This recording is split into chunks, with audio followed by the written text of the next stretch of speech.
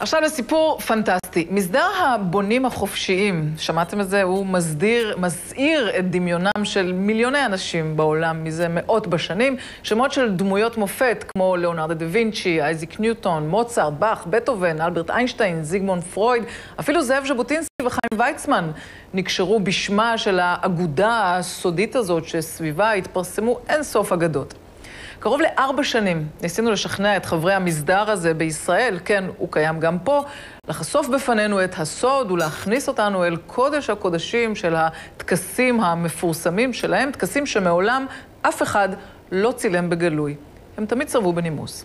אבל אז, לפני חודשים ספורים, גילתה התחקירנית שלנו, לימור גליק, כי הסבא שלה היה חבר במסדר המפורסם, וזה מה שסלל לדרכנו, ובעיקר העקשנות שלה, אל חשיפה נדירה ומרתקת במיוחד. הנה הכתבה שהכינה יחד עם אביב פרנקל.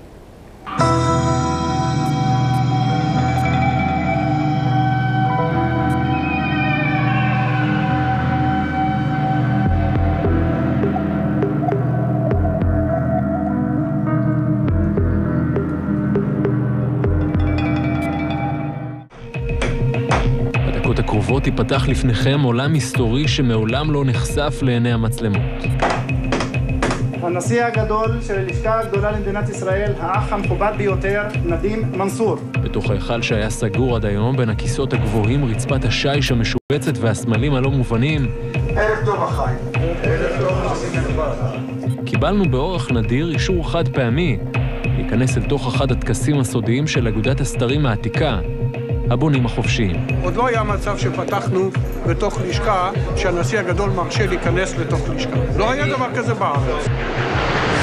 We are in the middle of a war, one that's been going on forever, to protect a secret so powerful that if revealed, it would devastate the very foundations of mankind.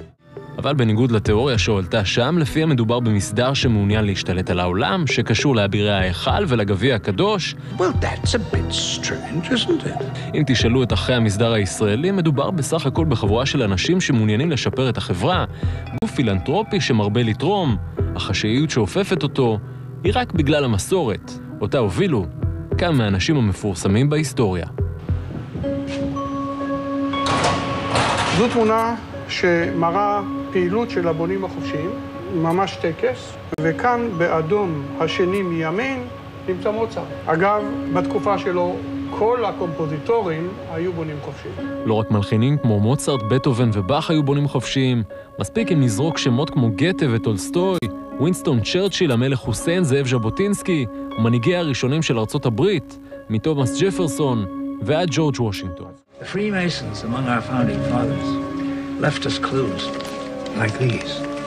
The unfinished pyramid, the all-seeing eye. כולל הסיפור המפורסם של שטר הדולר, ששם מופיע פירמידה עם עין בראש הפירמידה, שהיא גם מופיעה במקרה אצל הבונים החופשיים.